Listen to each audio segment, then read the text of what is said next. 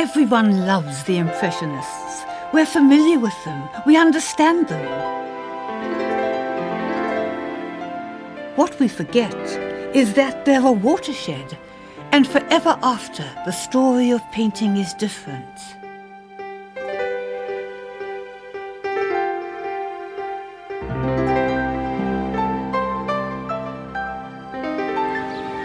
When Impressionism began, it caused something of an art revolution in Paris. But unlike political uprisings, this revolution was started accidentally by a man who simply wanted to paint the world around him as he saw it. Edouard Manet was an elegant, upper-class gentleman. He didn't mean to cause offence, but his paintings had a raw power, which in an over-civilized age seemed shocking.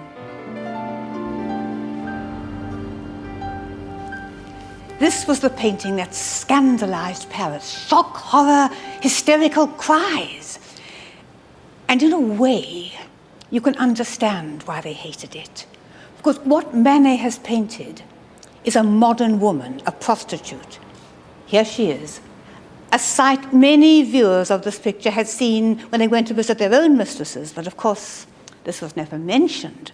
So hypocrisy was exploded. And she's looking up with great aplomb to apprise the man who's entering, not there for his appraisal. Now, this was all very shocking. Not only a woman daring to look with that measuring glance at a male, but a fallen woman. This was simply not on. Now, that, if one has imaginative sympathy, one can understand. But what baffles me is why did they not see how beautiful it was? That trim little body. They called her a puny prostitute, and that firm hand held on her thigh they compared to a hideous toad. And why can't they see the pathos? I think all summed up in that little kitten you can just see peering there out of the darkness. So angry, so unaware that it's helpless. A blow, a kick, goodbye, kitten. And that's true of Olympia. She's so in command, she's so self-assured, and she's so vulnerable. Manet saw all this, and I think the Parisians saw it too. But they didn't want to.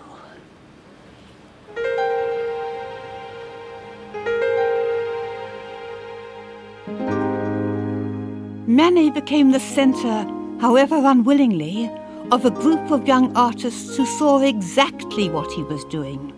They caught fire from him, and they'd become known as the Impressionists.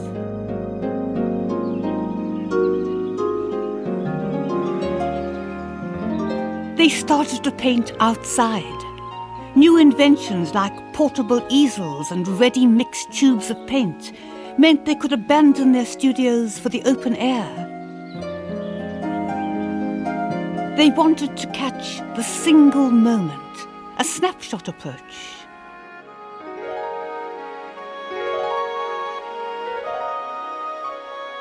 Impressionist paintings are all dashes and inspiration, spontaneous but unpolished.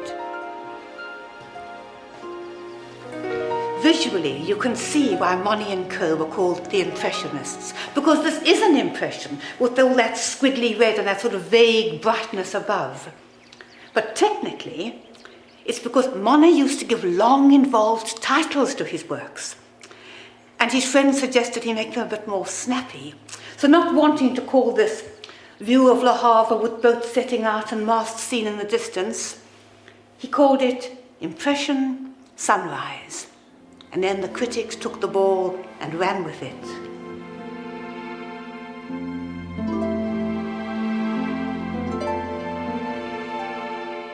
But in the end, sheer quality triumphed, and the public began their long and lucrative love affair with the Impressionists.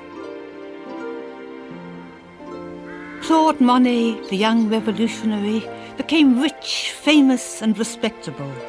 He bought a house at Giverny, near Paris but in the country. Planning his garden became a passion almost equal to painting.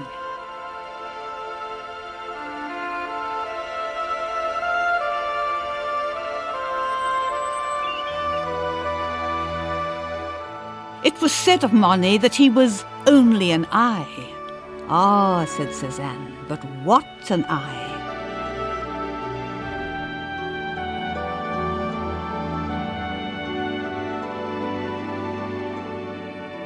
Monet really saw. He saw things that people had never seen before. The colour of snow, the colour of shadows, the colour of water.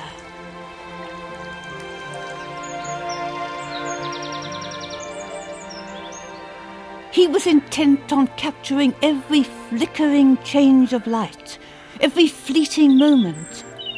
And this is never more exhilaratingly shown than in his last great series, The Water Lilies.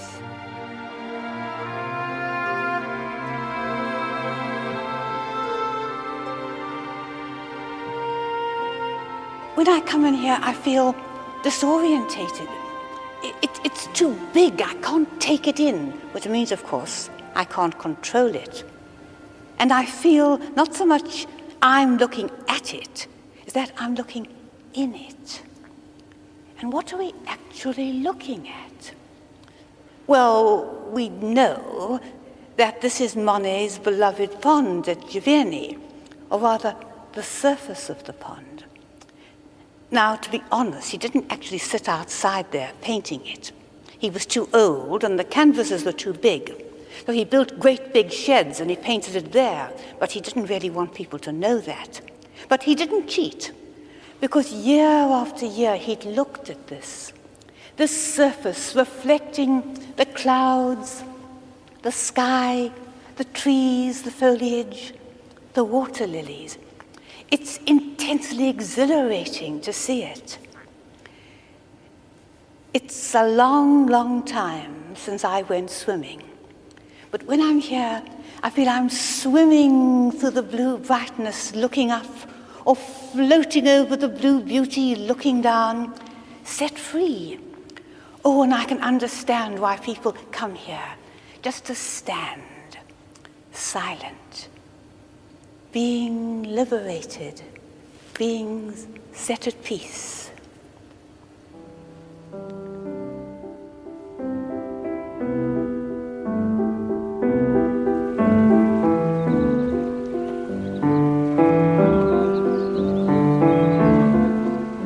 The Impressionists created a dreamy world of sunlight and pleasure.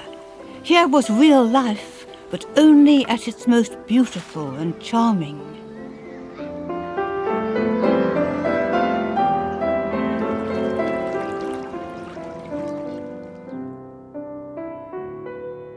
Why shouldn't art be light-hearted? I can imagine Renoir asking that question. He paints a world without sadness, where there's nothing dark or sinister.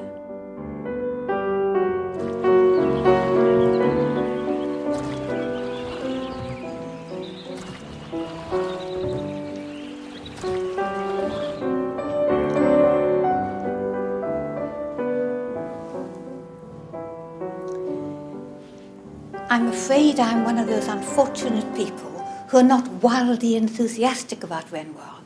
For me, personally, his colours are often too pretty and sweet. However, I defy anybody not to warm to the luncheon of the boating party. He's collected a group of friends. They've been on the river. They've had a wonderful lunch. Look at that enticing debris in the centre. And they're relaxing. It's a celebration of enjoyment. Outside, you can see the blur of the sunlit landscape, but he's collected them under an awning to emphasize they're a party. And you can pick up some relationships. This young man is very interested in the girl in front of him, but she's interested in this young man, and he's gazing enamored across at the pretty girl who's looking at her dog.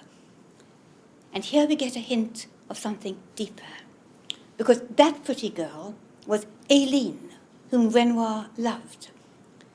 And very soon after he'd painted this picture, he proposed to her. And she was only 19, but she had a country girl's wisdom. And though she loved him, she told him to go away and think about it a bit more. And it was 10 years before they actually got married. And this painting shows exactly why she knew he wasn't ready for marriage. It's a painting about bachelor life, no commitments, no responsibilities, able just to enjoy yourself when you wanted. He was a jovial, rather happy-go-lucky man, Renoir, with a great eye for the ladies. And this profoundly appeals to him, the party life. But he also loved Aileen and really wanted to marry her, and he's torn between the two.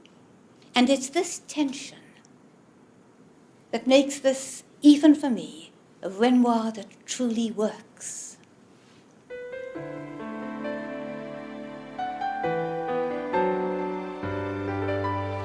Impressionism wasn't just the world of men, and women weren't just there to be painted. Now, for the first time, women artists begin to make their mark.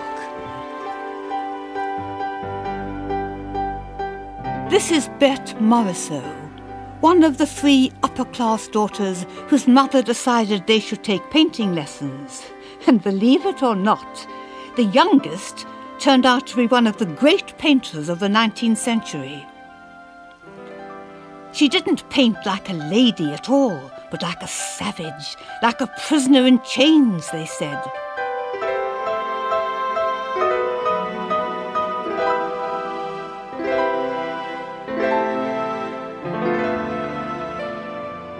Even for a rich and liberated spinster, life was still decidedly domestic. The artist Mary Cassatt was an expatriate American living in Paris. The great Degas knew her and admired her work, but reluctantly. His grumpy comment was, "She paints too well to be a woman."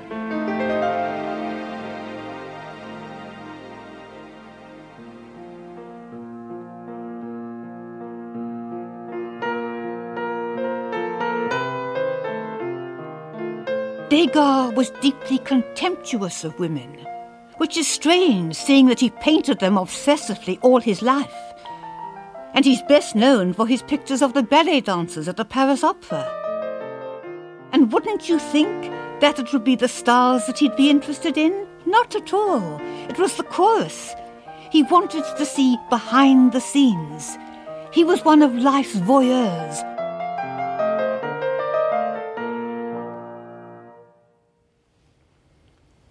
And a perfect example is that girl sitting on the piano, scratching her back, which is something we don't do when we're being watched. But there's another side to it. We don't do it, but animals do. And then one remembers with a shock that the Parisian name for these little dancers was the rats. And you look again, and you see the only fully realized person there is Monsieur Perrault, the male. And isn't he standing there rather like an animal trainer? Not one of these little dancers comes across as a personality. Great body language, yes. He's rarely looked at them. He's seen how tired they are, how bored, how some are showing off to Monsieur Perrault. But he doesn't look with sympathy. he sees just the bodies. And I say to myself, I don't know that I really like you, Degas. You have a cold heart, Degas. And then I look again. And it's so ravishingly beautiful, the way the light plays over the floorboards and catches on the ribbons. And I'm overwhelmed once again with admiration.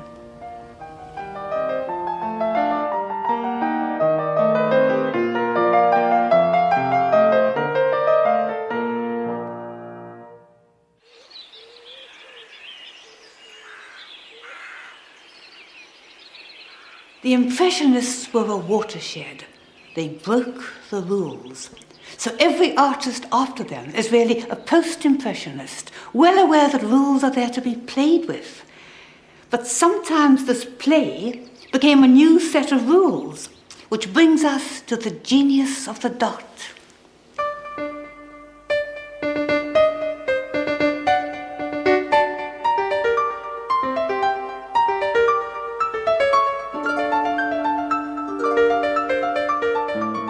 Georges Seurat invented a new technique of painting. He used tiny dots of colour, and if you want to be technical, it's called pointillism. With intense intellectual rigour and exactly placed points of colour, he freezes a summer afternoon by the river.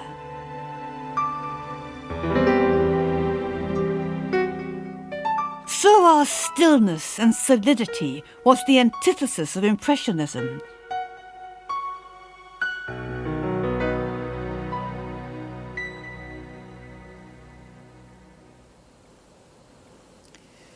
Seurat was really a one-off, because although quite a lot of artists took up his theory of the dot, he was the only one who produced great art from it. The human mind is so mysterious. He was praised for the poetry of his work, and he said very huffily, it's nothing to do with poetry, it's the principles. Now you see, he never realized that psychologically he needed to feel it was all scientific. And that set him free to create the poetry. And you must admit, to make poetry out of a fat lady powdering herself in a rather tarty boudoir is an achievement indeed. The lady was his mistress, Madeleine Knobloch, wonderful name. And he sees her as a great fertility figure, a goddess. He's really looked at her because those absurd sort of breasts on the top of her hair are clearly the latest Parisian fashion, and he's seen where her sunburn stops at the neck, but for the rest she's objectified. She's a great shape. And this was his only personal painting. He was a very secretive man. Most of his friends had no idea of Madeleine's existence, and nobody in the world knew she'd borne him a child just before this was painted. And you can't help, when you look at this, but feeling that he thought she was funny. He laughed at her, sublimely funny, a kind of goddess-like silliness. And it's a funny picture. It originally contained the nearest he ever got to a public declaration of love. Because in that rather incongruous shrine up there, where there are now flowers, he'd painted himself. And alas, he had second thoughts and painted it out again. It's not perhaps his greatest picture, but because of this tender giggle, it's the one that I love best.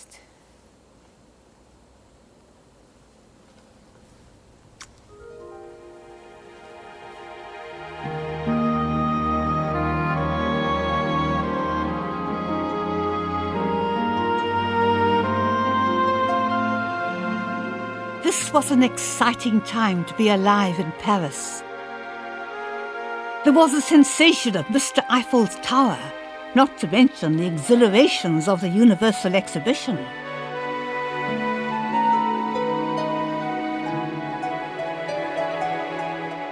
One particular section, Art from the South Seas, entranced the young painter, Paul Gauguin. In the end, He was to abandon his wife and children and sail off to Tahiti in search of paradise. And it's the South Seas, Gauguin, that captures our imagination.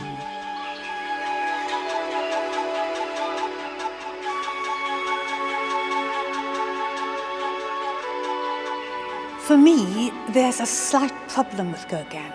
His life is so intertwined with his painting that I'm never quite sure whether I'm really seeing what's there or whether I'm reading in because I know the story. And it's such a wonderful story. A man who leaves everything to flee to the South Seas to paint. And of course, like all great escapes, it turned out to be very different from what he expected. Now, I think his art is based upon that conflict between the dream, the romantic, and the truth, the classical. And it's when he gets both together, those two sides of him, that he becomes a great painter, as I think he is here. It's called Nevermore, which of course is a very romantic title, and makes one think of Edgar Allan Poe, quoth the raven nevermore. And that is the raven, though I must say it looks to me like a sort of mutated puffin. But still, he's looking sinister enough and glowering in, and you don't even notice him at first, because you're completely taken up with this great image spread across the canvas so voluptuously. The golden green girl and all her innocence and beauty. And then you look again. The tension of the body. Look at the way those toes sort of tingle with her nervous anxiety, and her face with its suspicions and its fears. And you realize here is Gauguin admitting that the dream girl, the golden woman, was a person for herself.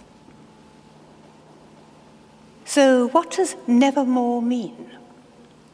Well, one biographical meaning might mean that he's never again going to put Pahura, who is the model, the teenager with whom he was living, through what he had put her. She just had their baby and it had died. And part of that grieving, suspicious look might be turned on her lover. And perhaps he's saying to himself, nevermore.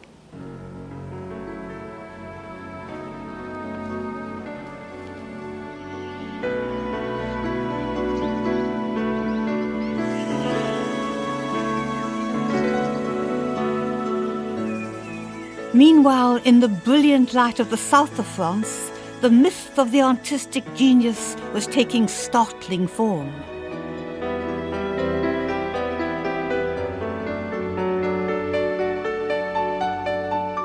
Who hasn't heard of Vincent van Gogh, that tormented Dutchman who cut off part of his ear, who struggled with insanity, and who went on painting with such heroism?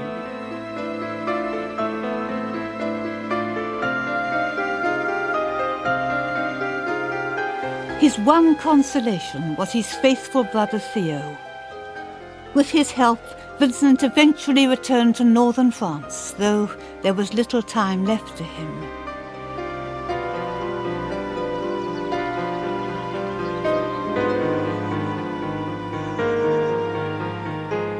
Whenever Van Gogh came to a new place, and Auvers was the last new place in his life, he would paint it obsessively. Its streets, its gardens, its houses, but never, I think, with the great impact that this church at Auvers has for us.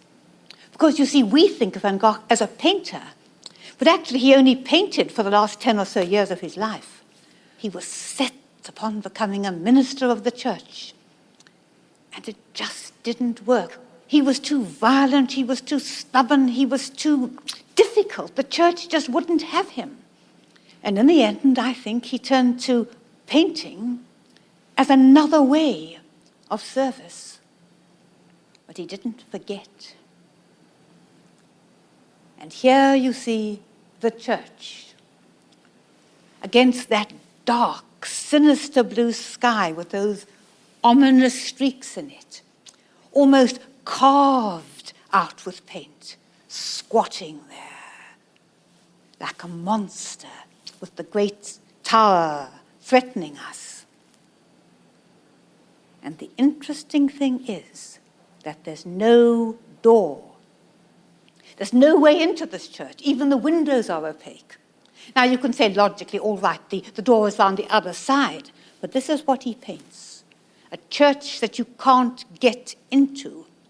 And this heroic peasant woman is having to go a long way round. And you feel that it's only by the utmost exercise of his will that he's kept this great turbulent image of the church there. It could have exploded, but he's held it in place. And once he's done that, the painting disintegrates into a kind of lava flow of path and greenery with these wild, frenetic strokes. It overflows on us, swallowing us up. But the church stands just. And I think that's what makes us feel such love for Van Gogh. Even if we've got the good fortune to have relative mental stability, it's only relative. We could all fragment, as Van Gogh did, but he battled with it. He took his fears and his madness and his anguish, and out of it forced great art.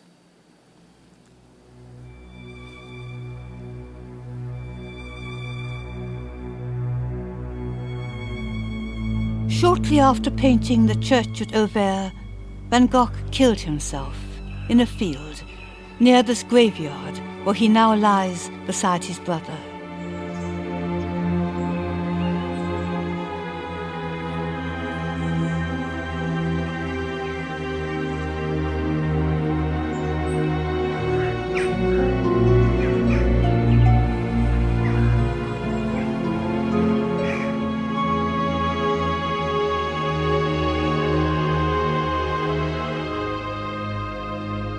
Standing here, with no horizon and no sense of hope or future, one can understand why Van Gogh came here to kill himself.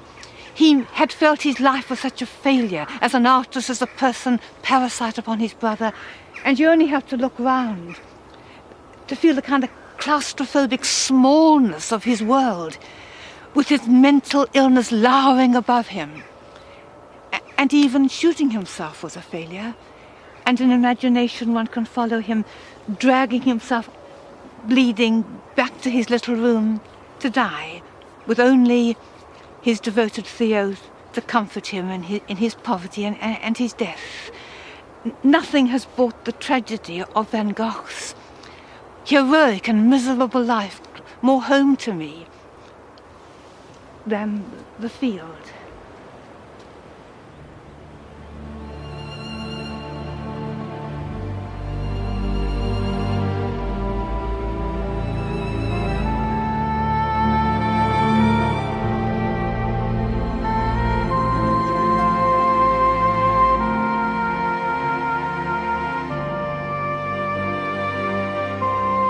In the next program, we meet the three giants of modern art, Cézanne, Picasso, and Matisse.